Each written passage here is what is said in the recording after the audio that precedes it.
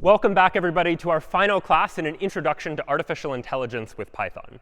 Now, so far in this class, we've been taking problems that we want to solve intelligently and framing them in ways that computers are going to be able to make sense of. We've been taking problems and framing them as search problems or constraint satisfaction problems or optimization problems, for example. In essence, we have been trying to communicate about problems in ways that our computer is going to be able to understand. Today, the goal is going to be to get computers to understand the way you and I communicate naturally via our own natural languages, languages like English. But natural language contains a lot of nuance and complexity that's going to make it challenging for computers to be able to understand. So we'll need to explore some new tools and some new techniques to allow computers to make sense of natural language.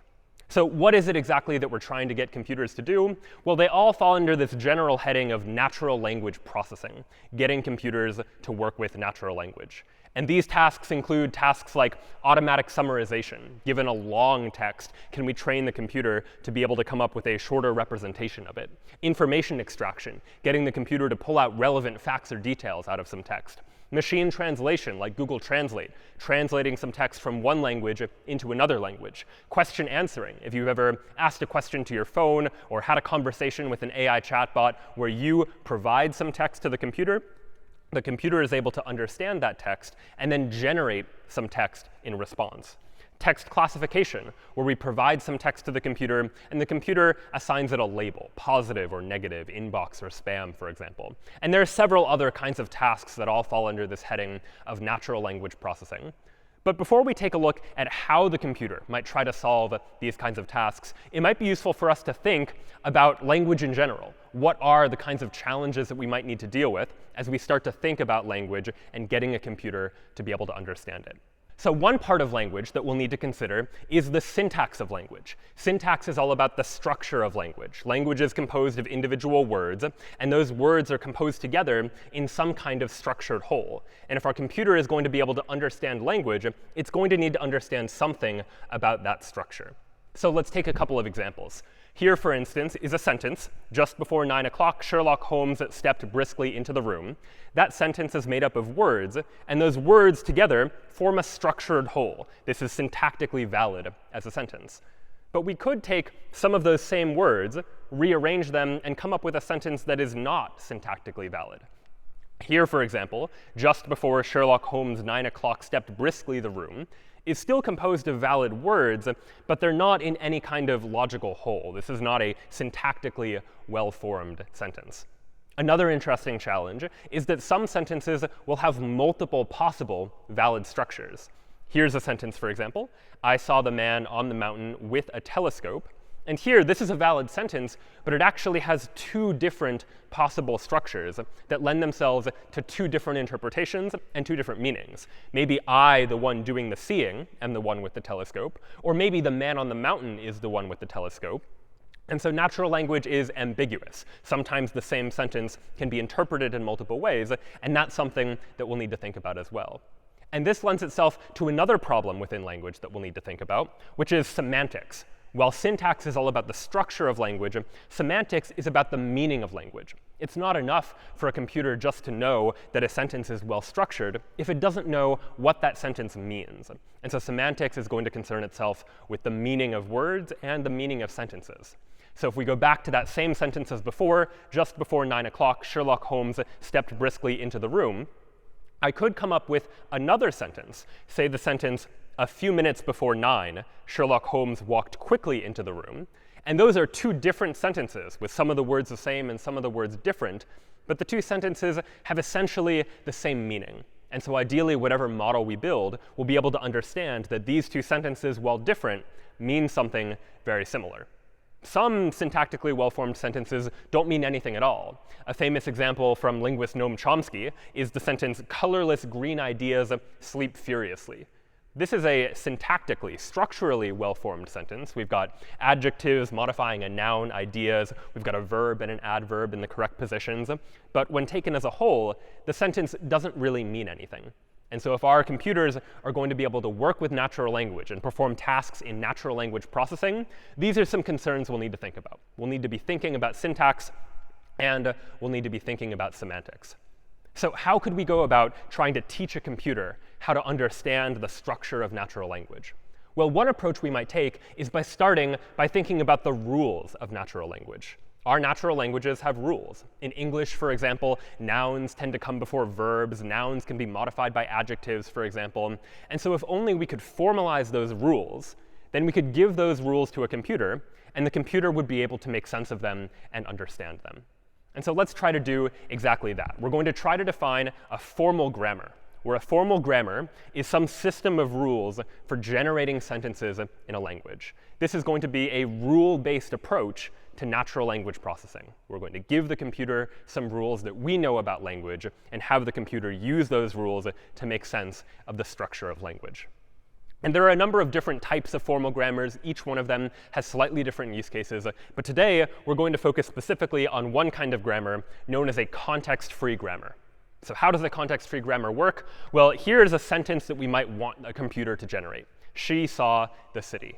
And we're going to call each of these words a terminal symbol. A terminal symbol because once our computer has generated the word, there's nothing else for it to generate. Once it's generated the sentence, the computer is done. We're going to associate each of these terminal symbols with a non-terminal symbol that generates it. So here we've got N, which stands for noun, like she or city. We've got V as a non-terminal symbol, which stands for a verb. And then we have D, which stands for determiner. A determiner is a word like the or a or an in English, for example. So each of these non-terminal symbols can generate the terminal symbols that we ultimately care about generating. But how do we know, or how does the computer know which non-terminal symbols are associated with which terminal symbols? Well, to do that, we need some kind of rule. Here are some what we call rewriting rules that have a non-terminal symbol on the left-hand side of an arrow. And on the right side is what that non-terminal symbol can be replaced with. So here, we're saying the non-terminal symbol N, again, which stands for noun, could be replaced by any of these options, separated by vertical bars. N could be replaced by she, or city, or car, or Harry. D for determiner could be replaced by the, a, or an, and so forth. Each of these non-terminal symbols could be replaced by any of these words. We can also have non-terminal symbols that are replaced by other non-terminal symbols. Here's an interesting rule. NP arrow n bar dn. So what does that mean? Well, NP stands for a noun phrase. Sometimes when we have a noun phrase in a sentence, it's not just a single word. It could be multiple words. And so here we're saying a noun phrase could be just a noun, or it could be a determiner followed by a noun. So we might have a noun phrase that's just a noun, like she. That's a noun phrase. Or we could have a noun phrase that's multiple words. Something like the city also acts as a noun phrase. But in this case, it's composed of two words, a determiner, the, and a noun, city. We could do the same for verb phrases. A verb phrase, or VP, might be just a verb, or it might be a verb followed by a noun phrase. So we could have a verb phrase that's just a single word, like the word walked, or we could have a verb phrase that is an entire phrase, something like saw the city as an entire verb phrase. A sentence, meanwhile, we might then define as a noun phrase followed by a verb phrase. And so this would allow us to generate a sentence like, she saw the city, an entire sentence made up of a noun phrase, which is just the word she, and then a verb phrase, which is saw the city, saw, which is a verb, and then the city, which itself is also a noun phrase. And so if we could give these rules to a computer, explaining to it what non-terminal symbols could be replaced by what other symbols, then a computer could take a sentence and begin to understand the structure of that sentence. And so let's take a look at an example of how we might do that. And to do that, we're going to use a Python library called NLTK, or the Natural Language Toolkit, which we'll see a couple of times today. It contains a lot of helpful features and functions that we can use for trying to deal with and process natural language. So here we'll take a look at how we can use NLTK in order to parse a context-free grammar. So let's go ahead and open up cfg0.py, cfg standing for context-free grammar. And what you'll see in this file is that I first import NLTK, the Natural Language Toolkit. And the first thing I do is define a context-free grammar, saying that a sentence is a noun phrase followed by a verb phrase. I'm defining what a noun phrase is, defining what a verb phrase is, and then giving some examples of what I can do with these non-terminal symbols D for determiner, N for noun, and V for verb. We're going to use NLTK to parse that grammar. Then we'll ask the user for some input in the form of a sentence and split it into words. And then we'll use this context-free grammar parser to try to parse that sentence and print out the resulting syntax tree. So let's take a look at an example. We'll go ahead and go into my CFG directory, and we'll run cfg0.py. And here I'm asked to type in a sentence. Let's say I type in she walked. And when I do that, I see that she walked is a valid sentence where she is a noun phrase and walked is the corresponding verb phrase. I could try to do this with a more complex sentence too. I could do something like she saw the city. And here we see that she is the noun phrase, and then saw the city is the entire verb phrase that makes up this sentence.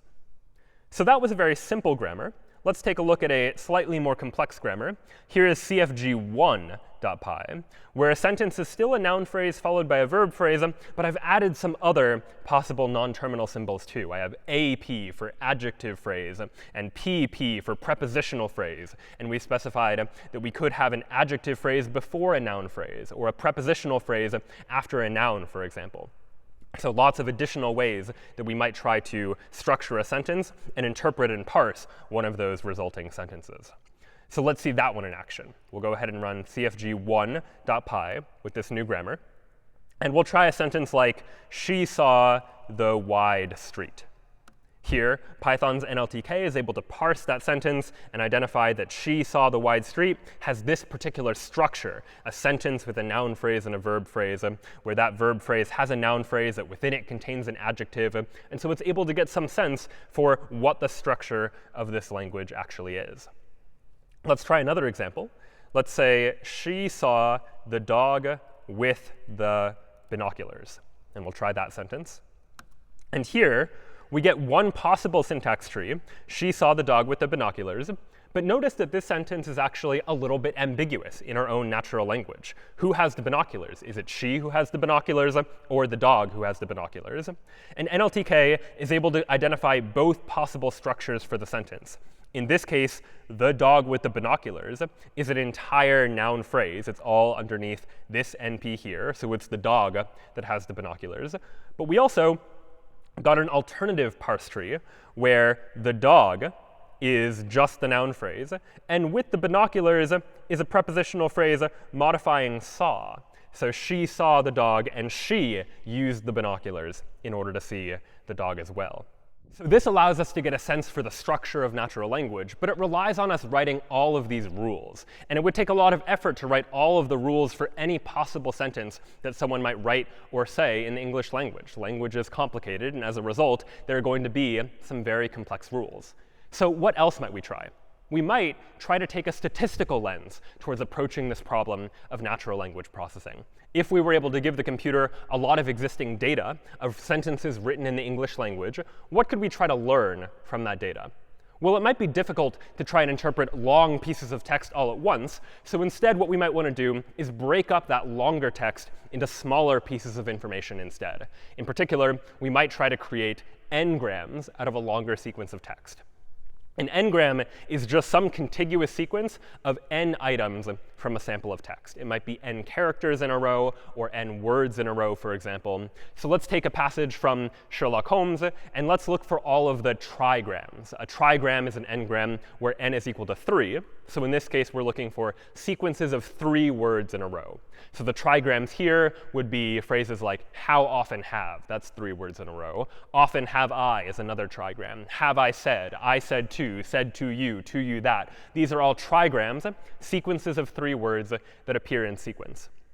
And if we could give the computer a large corpus of text and have it pull out all of the trigrams in this case, it could get a sense for what sequences of 3 words tend to appear next to each other in our own natural language, and as a result, get some sense for what the structure of the language actually is. So let's take a look at an example of that. How can we use NLTK to try to get access to information about n-grams? So here, we're going to open up ngrams.py. And this is a Python program that's going to load a corpus of data, just some text files, into our computer's memory. And then we're going to use NLTK's ngrams function, which is going to go through the corpus of text, pulling out all of the n-grams for a particular value of n. And then, by using Python's counter class, we're going to figure out what are the most common n-grams inside of this entire corpus of text. And we're going to need a data set in order to do this. And I've prepared a data set of some of the stories of Sherlock Holmes. So it's just a bunch of text files, a lot of words for it to analyze. And as a result, we'll get a sense for what sequences of 2 words or 3 words tend to be most common in natural language. So let's give this a try. We'll go into my ngrams directory, and we'll run ngrams.py. We'll try an n value of 2. So we're looking for sequences of 2 words in a row. And we'll use our corpus of stories from Sherlock Holmes. And when we run this program, we get a list of the most common n-grams where n is equal to 2, otherwise known as a bigram. So the most common one is of the. That's a sequence of 2 words that appears quite frequently in natural language. Then in the and it was. These are all common sequences of 2 words that appear in a row. Let's instead now try running n-grams with n equal to 3. Let's get all of the trigrams and see what we get. And now we see the most common trigrams are it was a, one of the, I think that. These are all sequences of 3 words that appear quite frequently. And we were able to do this essentially via a process known as tokenization. Tokenization is the process of splitting a sequence of characters into pieces. In this case, we're splitting a long sequence of text into individual words, and then looking at sequences of those words to get a sense for the structure of natural language. So once we've done this, once we've done the tokenization, once we've built up our corpus of n-grams, what can we do with that information? Well, the one thing that we might try is we could build a Markov chain, which you might recall from when we talked about probability. Recall that a Markov chain is some sequence of values where we can predict one value based on the values that came before it. And as a result, if we know all of the common n-grams in the English language, what words tend to be associated with what other words in sequence, we can use that to predict what word might come next in a sequence of words. And so we could build a Markov chain for language in order to try to generate natural language that follows the same statistical patterns as some input data. So let's take a look at that and build a Markov chain for natural language. And as input, I'm going to use the works of William Shakespeare. So here I have a file shakespeare.txt, which is just a bunch of the works of William Shakespeare. It's a long text file, so plenty of data to analyze. And here in generator.py, I'm using a third-party Python library in order to do this analysis. We're going to read in the sample of text, and then we're going to train a Markov model based on that text. And then we're going to have the Markov chain generate some sentences. We're going to generate a sentence that doesn't appear in the original text, but that follows the same statistical patterns, that's generating it based on the n-grams, trying to predict what word is likely to come next that we would expect based on those statistical patterns. So we'll go ahead and go into our Markov directory, run this generator with the works of William Shakespeare as input. And what we're going to get are 5 new sentences where these sentences are not necessarily sentences from the original input text itself, but just that follow the same statistical patterns. It's predicting what word is likely to come next based on the input data that we've seen and the types of words that tend to appear in sequence there too. And so we're able to generate these sentences. Of course, so far, there's no guarantee that any of the sentences that are generated actually mean anything or make any sense. They just happen to follow the statistical patterns that our computer is already aware of. So we'll return to this issue of how to generate text in perhaps a more accurate or more meaningful way a little bit later. So let's now turn our attention to a slightly different problem, and that's the problem of text classification. Text classification is the problem where we have some text, and we want to put that text into some kind of category. We want to apply some sort of label to that text. And this kind of problem shows up in a wide variety of places. A common place might be your email inbox, for example. You get an email, and you want your computer to be able to identify whether the email belongs in your inbox or whether it should be filtered out into spam. So we need to classify the text. Is it a good email, or is it spam? Another common use case is sentiment analysis. We might want to know whether the sentiment of some text is positive or negative. And so how might we do that? This comes up in situations like product reviews, where we might have a bunch of reviews for a product on some website. My grandson loved it, so much fun. Product broke after a few days. One of the best games I've played in a long time, and kind of cheap and flimsy, not worth it. Here's some example sentences that you might see on a product review website. And you and I could pretty easily look at this list of product reviews and decide which ones are positive and which ones are negative. We might say the first one and the third one, those seem like positive sentiment messages, but the second one and the fourth one seem like negative sentiment messages. But how did we know that? And how could we train a computer to be able to figure that out as well? Well, you might have clued your eye in on particular keywords, where those particular words tend to mean something positive or negative. So you might have identified words like loved and fun and best tend to be associated with positive messages, and words like broke and cheap and flimsy tend to be associated with negative messages. So if only we could train a computer to be able to learn what words tend to be associated with positive versus negative messages, then maybe we could train a computer to do this kind of sentiment analysis as well. So we're going to try to do just that. We're going to use a model known as the bag of words model, which is a model that represents text as just an unordered collection of words. For the purpose of this model, we're not going to worry about the sequence and the ordering of the words, which word came first, second, or third. We're just going to treat the text as a collection of words in no particular order. And we're losing information there, right? The order of words is important, and we'll come back to that a little bit later. But for now, to simplify our model, it'll help us tremendously just to think about text as some unordered collection of words. And in particular, we're going to use the bag of words model to build something known as a naive Bayes classifier. So what is a naive Bayes classifier? Well, it's a tool that's going to allow us to classify text based on Bayes' rule, again, which you might remember from when we talked about probability. Bayes' rule says that the probability of B given A is equal to the probability of A given B multiplied by the probability of B divided by the probability of A. So how are we going to use this rule to be able to analyze text? Well, what are we interested in? We're interested in the probability that a message has a positive sentiment and the probability that a message has a negative sentiment, which I'm here for simplicity going to represent just with these emoji, happy face and frown face, as positive and negative sentiment. And so if I had a review, something like my grandson loved it, then what I'm interested in is not just the probability that a message has positive sentiment, but the conditional probability that a message has positive sentiment given that this is the message, my grandson loved it. But how do I go about calculating this value, the probability that the message is positive, given that the review is this sequence of words?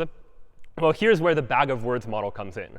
Rather than treat this review as a string of a sequence of words in order, we're just going to treat it as an unordered collection of words. We're going to try to calculate the probability that the review is positive, given that all of these words, my grandson loved it, are in the review in no particular order, just this unordered collection of words. And this is a conditional probability, which we can then apply Bayes' rule to try to make sense of. So according to Bayes' rule, this conditional probability is equal to what? It's equal to the probability that all of these four words are in the review, given that the review is positive, multiplied by the probability that the review is positive, divided by the probability that all of these words happen to be in the review. So this is the value now that we're going to try to calculate.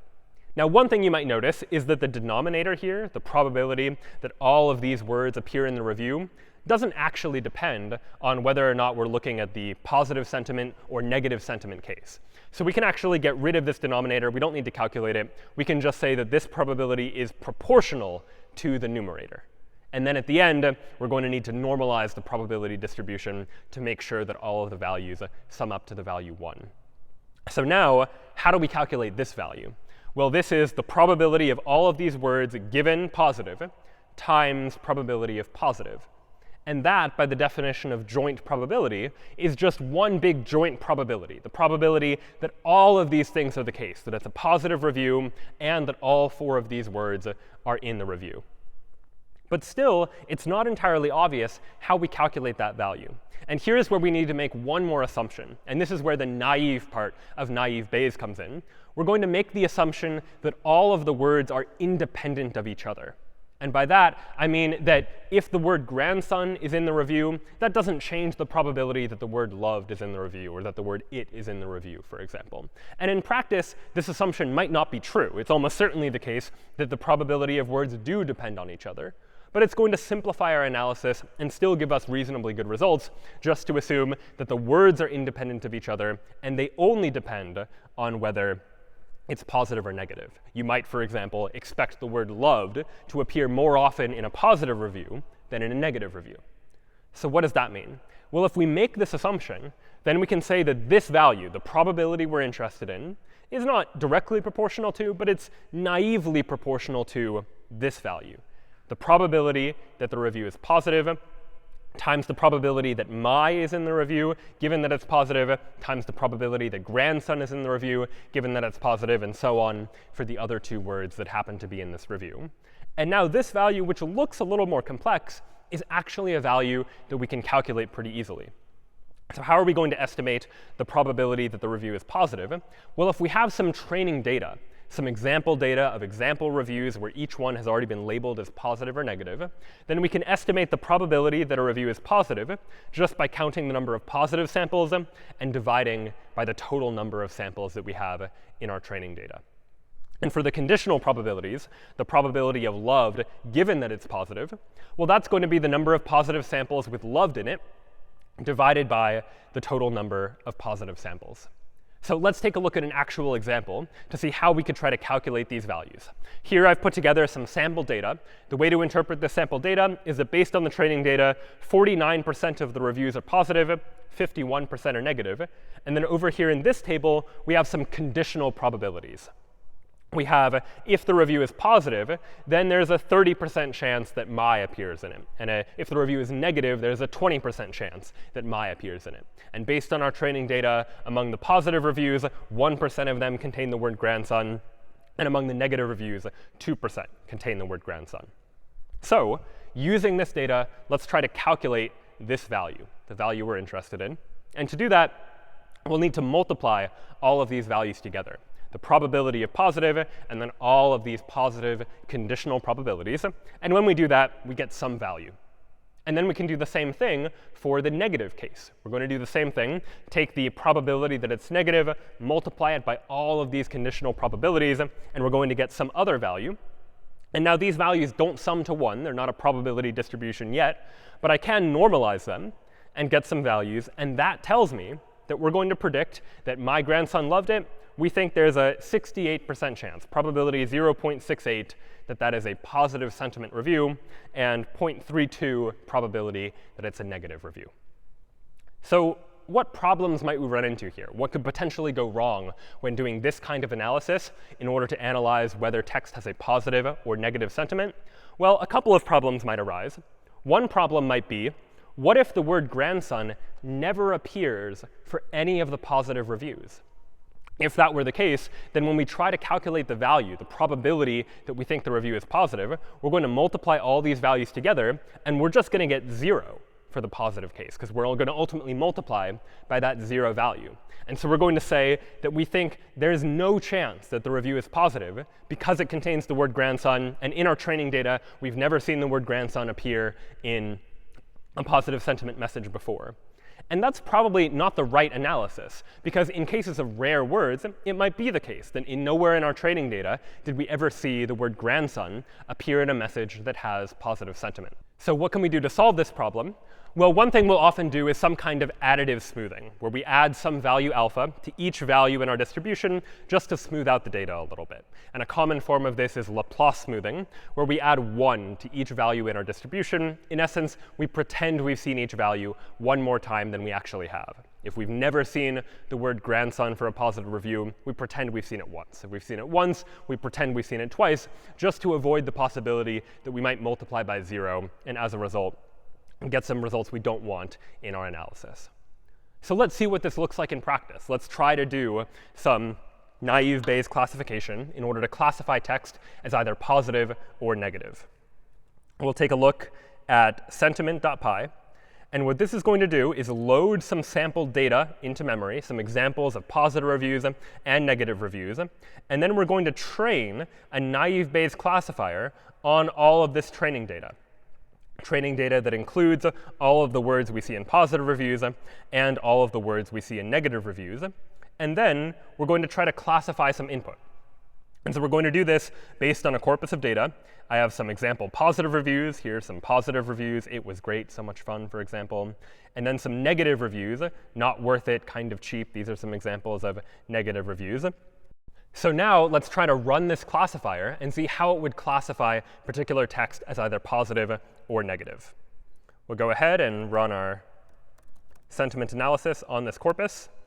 And we need to provide it with a review. So I'll say something like, I enjoyed it. And we see that the classifier says there's about a 0.92 probability that we think that this particular review is positive. Let's try something negative. We'll try kind of overpriced. And we see that there is a 0.96 probability now that we think that this particular review is negative.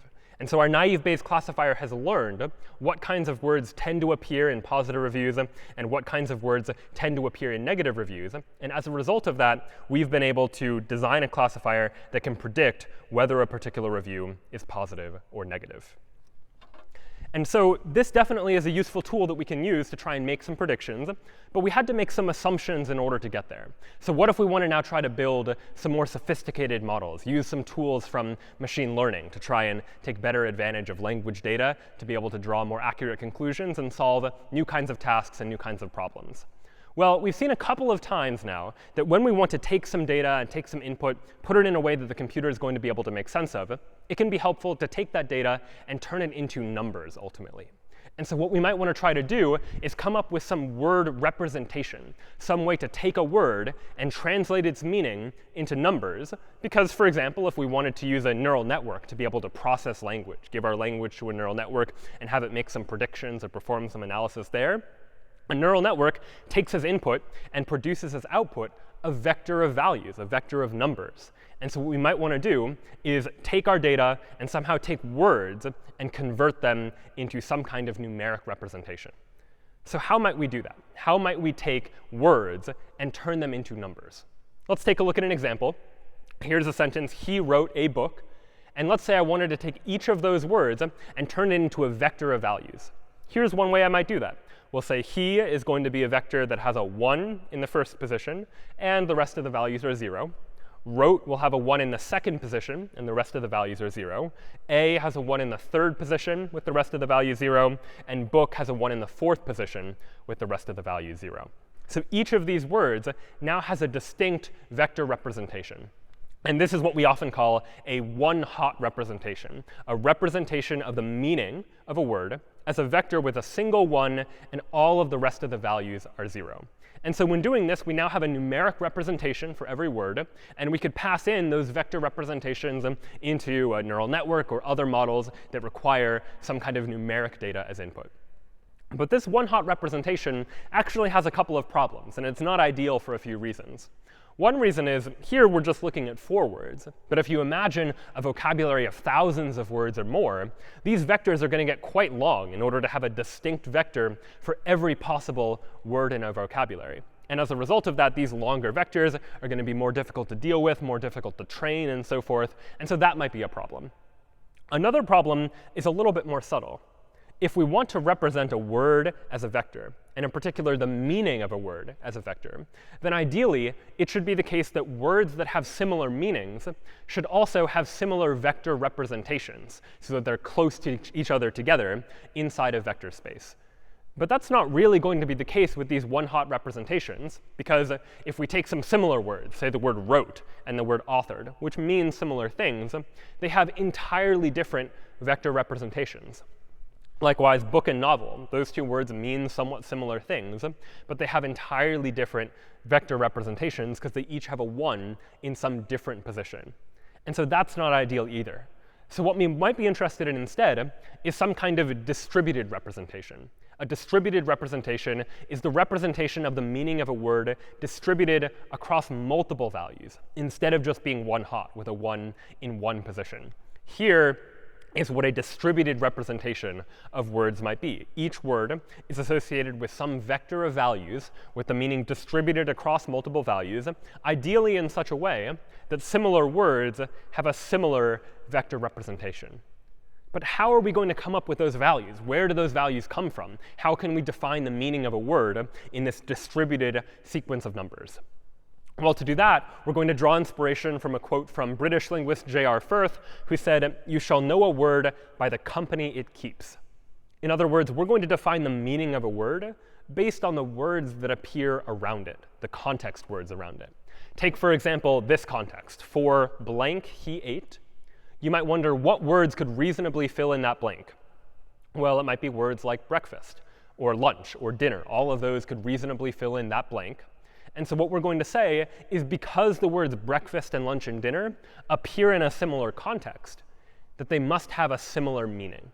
And that's something our computer could understand and try to learn. A computer could look at a big corpus of text, look at what words tend to appear in similar contexts to each other, and use that to identify which words have a similar meaning and should therefore appear close to each other inside of vector space. And so one common model for doing this is known as the word-to-vec model. It's a model for generating word vectors, a vector representation for every word, by looking at data and looking at the context in which a word appears. The idea is going to be this. If you start out with all of the words just in some random position in space and train it on some training data, what the word-to-vec model will do is start to learn what words appear in similar contexts, and it will move these vectors around in such a way that hopefully words with similar meanings, breakfast, lunch, and dinner, book, memoir, novel, will hopefully appear to be near to each other as vectors as well. So let's now take a look at what word-to-vec might look like in practice when implemented in code. What I have here inside of words.txt is a pre-trained model where each of these words has some vector representation trained by word2vec. Each of these words has some sequence of values representing its meaning, hopefully in such a way that similar words are represented by similar vectors. I also have this file vectors.py, which is going to open up the words and form them into a dictionary. And we also define some useful functions like distance to get the distance between two word vectors, and closest words to find which words are nearby in terms of having close vectors to each other. And so let's give this a try. We'll go ahead and open a Python interpreter. And I'm going to import these vectors. And we might say, all right, what is the vector representation of the word book? And we get this big, long vector that represents the word book as a sequence of values. And this sequence of values by itself is not all that meaningful, but it is meaningful in the context of comparing it to other vectors for other words. So we could use this distance function, which is going to get us the distance between two word vectors. And we might say, what is the distance between the vector representation for the word book and the vector representation for the word novel? And we see that it's 0.34. You can kind of interpret 0 as being really close together and 1 being very far apart. And so now, what is the distance between book and, let's say, breakfast? Well, book and breakfast are more different from each other than book and novel are. So I would hopefully expect the distance to be larger. And in fact, it is 0.64 approximately. These two words are further away from each other. And what about now the distance between, let's say, lunch and breakfast? Well, that's about 0.2. Those are even closer together. They have a meaning that is closer to each other. Another interesting thing we might do is calculate the closest words. We might say, what are the closest words, according to word2vec, to the word book? And let's get the 10 closest words. What are the 10 closest vectors to the vector representation for the word book? And when we perform that analysis, we get this list of words. The closest one is book itself, but we also have books plural, and then essay, memoir, essays, novella, anthology, and so on. All of these words mean something similar to the word book, according to word2vec at least, because they have a similar vector representation. So it seems like we've done a pretty good job of trying to capture this kind of vector representation of word meaning. One other interesting side effect of word2vec is that it's also able to capture something about the relationships between words as well. Let's take a look at an example. Here, for instance, are two words, man and king. And these are each represented by word2vec as vectors. So what might happen if I subtracted one from the other, calculated the value king minus man? Well, that will be the vector that will take us from man to king, somehow represent this relationship between the vector representation of the word man and the vector representation of the word king. And that's what this value, king minus man, represents. So what would happen if I took the vector representation of the word woman and added that same value, king minus man, to it? What would we get as the closest word to that, for example? Well, we could try it. Let's go ahead and go back to our Python interpreter and give this a try. I could say, what is the closest word to the vector representation of the word king minus the representation of the word man plus the representation of the word woman? And we see that the closest word is the word queen. We've somehow been able to capture the relationship between king and man. And then when we apply it to the word woman, we get, as the result, the word queen. So word2vec has been able to capture not just the words and how they're similar to each other, but also something about the relationships between words and how those words are connected to each other. So now that we have this vector representation of words, what can we now do with it? Now we can represent words as numbers. And so we might try to pass those words as input to, say, a neural network. Neural networks, we've seen, are very powerful tools for identifying patterns and making predictions. Recall that a neural network you can think of as all of these units. But really what the neural network is doing is taking some input, passing it into the network, and then producing some output. And by providing the neural network with training data, we're able to update the weights inside of the network so that the neural network can do a more accurate job of translating those inputs into those outputs. And now that we can represent words as numbers that could be the input or output, you could imagine passing a word in as input to a neural network and getting a word as output. And so when might that be useful? One common use for neural networks is in machine translation, when we want to translate text from one language into another, say translate English into French, by passing English into the neural network and getting some French output. You might imagine, for instance, that we could take the English word for lamp, pass it into the neural network, get the French word for lamp as output. But in practice, when we're translating text from one language to another, we're usually not just interested in translating a single word from one language to another, but a sequence, say a sentence or a paragraph of words. Here, for example, is another paragraph, again taken from Sherlock Holmes, written in English. And what I might want to do is take that entire sentence, pass it into the neural network, and get as output a French translation of the same sentence. But recall that a neural network's input and output needs to be of some fixed size. And a sentence is not of fixed size. It's variable. You might have shorter sentences, and you might have longer sentences.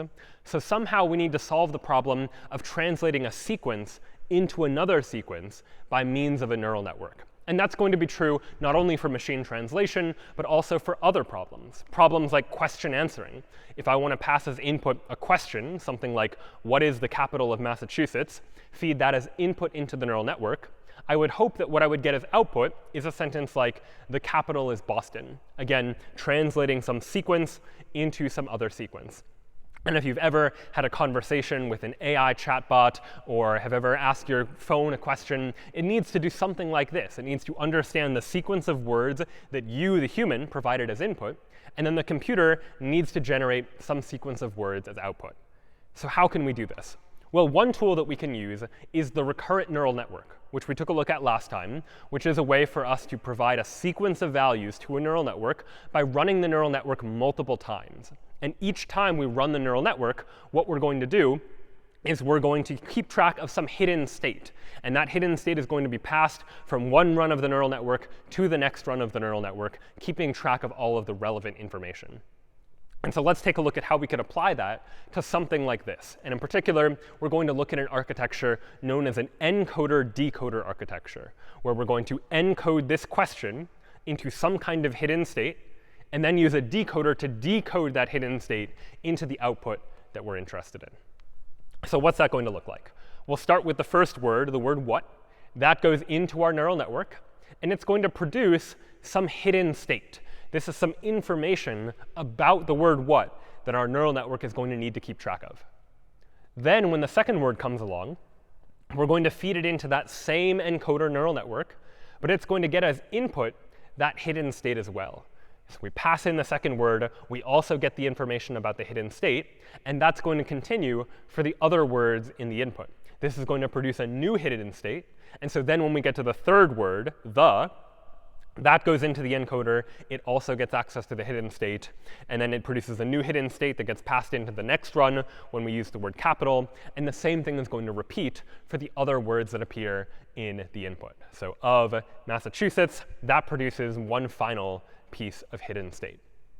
Now somehow we need to signal the fact that we're done. There's nothing left in the input. And we typically do this by passing some kind of special token, say an end token, into the neural network. And now the decoding process is going to start. We're going to generate the word the. But in addition to generating the word the, this decoder network is also going to generate some kind of hidden state. And so what happens the next time? Well, to generate the next word, it might be helpful to know what the first word was. So we might pass the first word, the, back into the decoder network. It's going to get as input this hidden state, and it's going to generate the next word, capital. And that's also going to generate some hidden state. And we'll repeat that, passing capital into the network to generate the third word, is, and then one more time in order to get the fourth word, Boston. And at that point, we're done.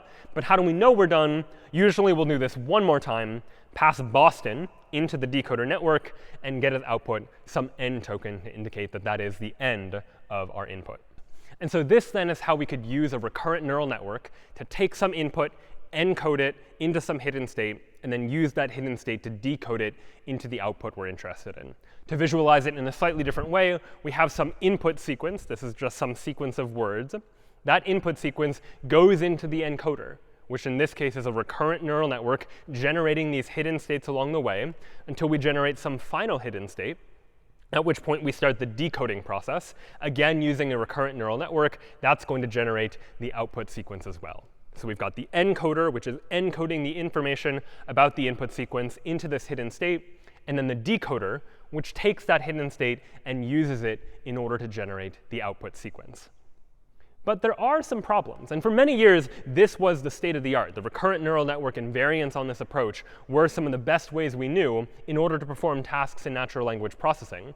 But there are some problems that we might want to try to deal with and that have been dealt with over the years to try and improve upon this kind of model.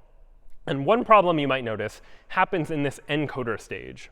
We've taken this input sequence, the sequence of words, and encoded it all into this final piece of hidden state. And that final piece of hidden state needs to contain all of the information from the input sequence that we need in order to generate the output sequence. And while that's possible, it becomes increasingly difficult as the sequence gets larger and larger. For larger and larger input sequences, it's going to become more and more difficult to store all of the information we need about the input inside this single hidden state piece of context. That's a lot of information to pack into just a single value.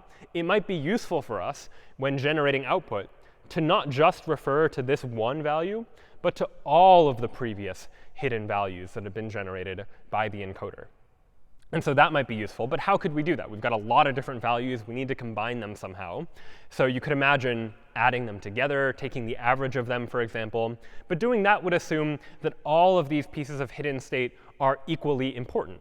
But that's not necessarily true either. Some of these pieces of hidden state are going to be more important than others, depending on what word they most closely correspond to.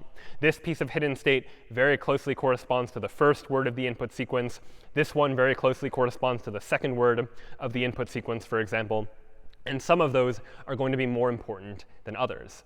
To make matters more complicated, depending on which word of the output sequence we're generating, different input words might be more or less important.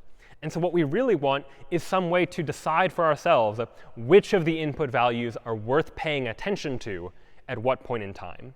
And this is the key idea behind a mechanism known as attention.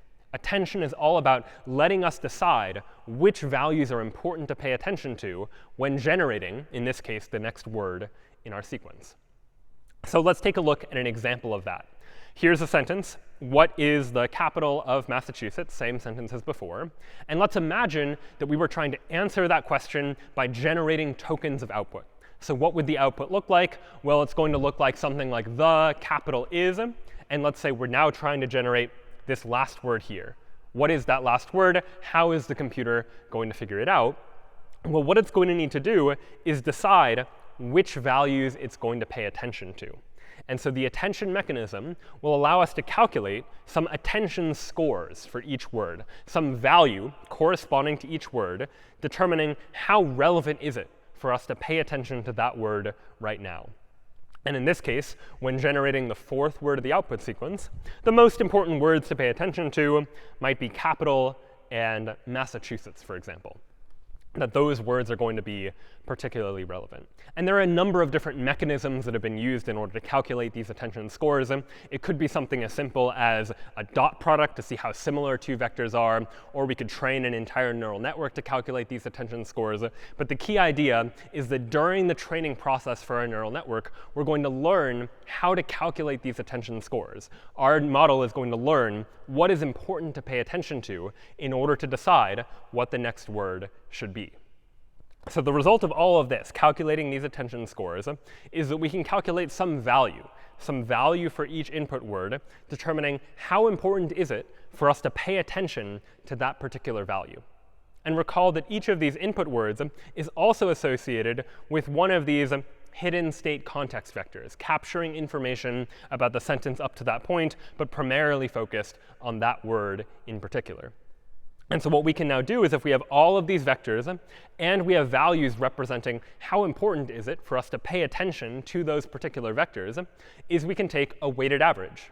We can take all of these vectors, multiply them by their attention scores, and add them up to get some new vector value, which is going to represent the context from the input, but specifically paying attention to the words that we think are most important. And once we've done that, that context vector can be fed into our decoder in order to say that the word should be, in this case, Boston.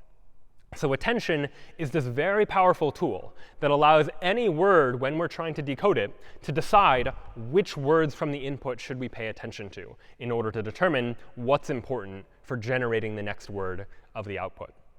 And one of the first places this was really used was in the field of machine translation. Here's an example of a diagram from the paper that introduced this idea, which was focused on trying to translate English sentences into French sentences. So we have an input English sentence up along the top, and then along the left side, the output French equivalent of that same sentence. And what you see in all of these squares are the attention scores visualized, where a lighter square indicates a higher attention score. And what you'll notice is that there's a strong correspondence between the French word and the equivalent English word, that the French word for agreement is really paying attention to the English word for agreement in order to decide what French word should be generated at that point in time. And sometimes you might pay attention to multiple words. If you look at the French word for economic, that's primarily paying attention to the English word for economic, but also paying attention to the English word for European in this case too. And so attention scores are very easy to visualize to get a sense for what is our machine learning model really paying attention to? What information is it using in order to determine what's important and what's not, in order to determine what the ultimate output token should be? And so when we combine the attention mechanism with a recurrent neural network, we can get very powerful and useful results, where we're able to generate an output sequence by paying attention to the input sequence too. But there are other problems with this approach of using a recurrent neural network as well. In particular, notice that every run of the neural network depends on the output of the previous step. And that was important for getting a sense for the sequence of words and the ordering of those particular words. But we can't run this unit of the neural network until after we've calculated the hidden state from the run before it, from the previous input token. And what that means is that it's very difficult to parallelize this process. That as the input sequence gets longer and longer, we might want to use parallelism to try and speed up this process of training the neural network and making sense of all of this language data. But it's difficult to do that, and it's slow to do that with a recurrent neural network, because all of it needs to be performed in sequence. And that's become an increasing challenge as we've started to get larger and larger language models. The more language data that we have available to us to use to train our machine learning models, the more accurate it can be, the better representation of language it can have, the better understanding it can have, and the better results that we can see. And so we've seen this growth of large language models that are using larger and larger data sets, but as a result, they take longer and longer to train. And so this problem that recurrent neural networks are not easy to parallelize has become an increasing problem. And as a result of that, that was one of the main motivations for a different architecture for thinking about how to deal with natural language, and that's known as the transformer architecture. And this has been a significant milestone in the world of natural language processing for really increasing how well we can perform these kinds of natural language processing tasks, as well as how quickly we can train a machine learning model to be able to produce effective results. There are a number of different types of transformers in terms of how they work, but what we're going to take a look at here is the basic architecture for how one might work with a transformer to get a sense for what's involved and what we're doing. So let's start with the model we were looking at before, specifically at this encoder part of our encoder-decoder architecture, where we used a recurrent neural network to take this input sequence and capture all of this information about the hidden state and the information we need to know about that input sequence. Right now, it all needs to happen in this linear progression. But what the transformer is going to allow us to do is process each of the words independently in a way that's easy to parallelize. Rather than have each word wait for some other word, each word is going to go through this same neural network and produce some kind of encoded representation of that particular input word. And all of this is going to happen in parallel. Now, it's happening for all of the words at once, but we're really just going to focus on what's happening for one word to make it clear. But know that whatever you're seeing happen for this one word is going to happen for all of the other input words too. So what's going on here? Well, we start with some input word. That input word goes into the neural network, and the output is hopefully some encoded representation of the input word, the information we need to know about the input word that's going to be relevant to us as we're generating the output. And because we're doing this each word independently, it's easy to parallelize. We don't have to wait for the previous word before we run this word through the neural network. But what did we lose in this process by trying to parallelize this whole thing? Well, we've lost all notion of word ordering. The order of words is important. The sentence, Sherlock Holmes gave the book to Watson, has a different meaning than Watson gave the book to Sherlock Holmes. And so we want to keep track of that information about word position. In the recurrent neural network, that happened for us automatically, because we could run each word one at a time through the neural network, get the hidden state, pass it on to the next run of the neural network. But that's not the case here with the transformer, where each word is being processed independent of all of the other ones. So what are we going to do to try to solve that problem? One thing we can do is add some kind of positional encoding to the input word. The positional encoding is some vector that represents the position of the word in the sentence. This is the first word, the second word, the third word, and so forth. We're going to add that to the input word. And the result of that is going to be a vector that captures multiple pieces of information. It captures the input word itself, as well as where in the sentence it appears. The result of that is we can pass the output of that addition, the addition of the input word and the positional encoding, into the neural network. That way the neural network knows the word and where it appears in the sentence, and can use both of those pieces of information to determine how best to represent the meaning of that word in the encoded representation at the end of it. In addition to what we have here, in addition to the positional encoding and this feed-forward neural network, we're also going to add one additional component, which is going to be a self-attention step. This is going to be attention where we're paying attention to the other input words, because the meaning or interpretation of an input word might vary depending on the other words in the input as well. And so we're going to allow each word in the input to decide what other words in the input it should pay attention to in order to decide on its encoded representation.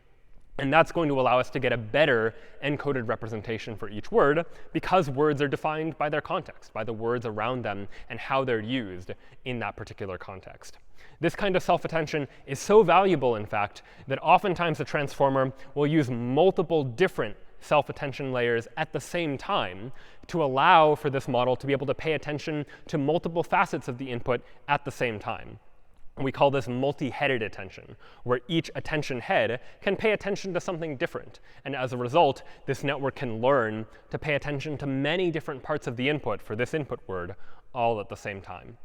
And in the spirit of deep learning, these two steps, this multi-headed self-attention layer and this neural network layer, that itself can be repeated multiple times too, in order to get a deeper representation, in order to learn deeper patterns within the input text, and ultimately get a better representation of language in order to get useful encoded representations of all of the input words. And so this is the process that a transformer might use in order to take an input word and get it its encoded representation. And the key idea is to really rely on this attention step in order to get information that's useful in order to determine how to encode that word. And that process is going to repeat for all of the input words that are in the input sequence. We're going to take all of the input words, encode them with some kind of positional encoding, feed those into these self-attention and feed-forward neural networks in order to ultimately get these encoded representations of the words. That's the result of the encoder. We get all of these encoded representations that will be useful to us when it comes time then to try to decode all of this information into the output sequence we're interested in. And again, this might take place in the context of machine translation, where the output is going to be the same sentence in a different language, or it might be an answer to a question in the case of an AI chatbot, for example. And so now let's take a look at how that decoder is going to work. Ultimately, it's going to have a very similar structure. Anytime we're trying to generate the next output word, we need to know what the previous output word is, as well as its positional encoding. Where in the output sequence are we? And we're going to have these same steps: self-attention, because we might want an output word to be able to pay attention to other words in that same output, as well as a neural network. And that might itself repeat multiple times. But in this decoder, we're going to add one additional step. We're going to add an additional attention step, where instead of self-attention, where the output word is going to pay attention to other output words, in this step, we're going to allow the output word to pay attention to the encoded representations. So recall that the encoder is taking all of the input words and transforming them into these encoded representations of all of the input words. But it's going to be important for us to be able to decide which of those encoded representations we want to pay attention to when generating any particular token in the output sequence.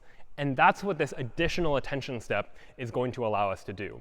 It's saying that every time we're generating a word of the output, we can pay attention to the other words in the output, because we might want to know what are the words we've generated previously, and we want to pay attention to some of them to decide what word is going to be next in the sequence.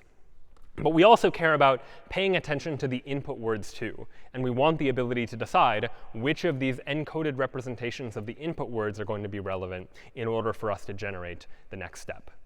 And so these two pieces combine together. We have this encoder that takes all of the input words and produces this encoded representation. And we have this decoder that is able to take the previous output word, pay attention to that encoded input, and then generate the next output word. And this is one of the possible architectures we could use for a transformer, with the key idea being these attention steps that allow words to pay attention to each other. During the training process here, we can now much more easily parallelize this, because we don't have to wait for all of the words to happen in sequence. And we can learn how we should perform these attention steps. The model is able to learn what is important to pay attention to, what things do I need to pay attention to in order to be more accurate at predicting what the output word is. And this has proved to be a tremendously effective model for conversational AI agents, for building machine translation systems. And there have been many variants proposed on this model too. Some transformers only use an encoder, some only use a decoder, some use some other combination of these different particular features. But the key ideas ultimately remain the same, this real focus on trying to pay attention to what is most important. And the world of natural language processing is fast growing and fast evolving. Year after year, we keep coming up with new models that allow us to do an even better job of performing these natural language related tasks, all on the surface of solving the tricky problem, which is our own natural language. We've seen how the syntax and semantics of our language is ambiguous, and it introduces all of these new challenges that we need to think about if we're going to be able to design AI agents that are able to work with language effectively. So as we think about where we've been in this class, all of the different types of artificial intelligence we've considered, we've looked at artificial intelligence in a wide variety of different forms now. We started by taking a look at search problems, where we looked at how AI can search for solutions, play games, and find the optimal decision to make. We talked about knowledge, how AI can represent information that it knows and use that information to generate new knowledge as well. Then we looked at what AI can do when it's less certain, when it doesn't know things for sure, and we have to represent things in terms of probability. We then took a look at optimization problems. We saw how a lot of problems in AI can be boiled down to trying to maximize or minimize some function. And we looked at strategies that AI can use in order to do that kind of maximizing and minimizing. We then looked at the world of machine learning from data in order to figure out some patterns and identify how to perform a task by looking at the training data that we have available to it. And one of the most powerful tools there was the neural network, the sequence of units whose weights can be trained in order to allow us to really effectively go from input to output and predict how to get there by learning these underlying patterns.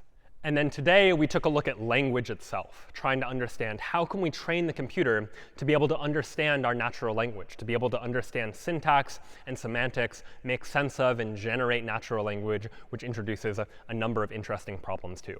And we've really just scratched the surface of artificial intelligence. There's so much interesting research and interesting new techniques and algorithms and ideas being introduced to try to solve these types of problems. So I hope you enjoyed this exploration into the world of artificial intelligence. A huge thanks to all of the course's teaching staff and production team for making the class possible. This was an introduction to artificial intelligence with Python.